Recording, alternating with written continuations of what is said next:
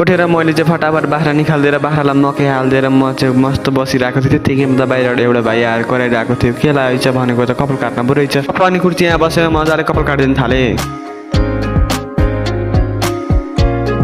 यहाँनिर अहिले चाहिँ फेरि कपाल काटेर पनि भइसकेको छ। फेरि कपाल फेरि खतरा भइदिरहेको थियो, कोइँचीले काटेको होइन।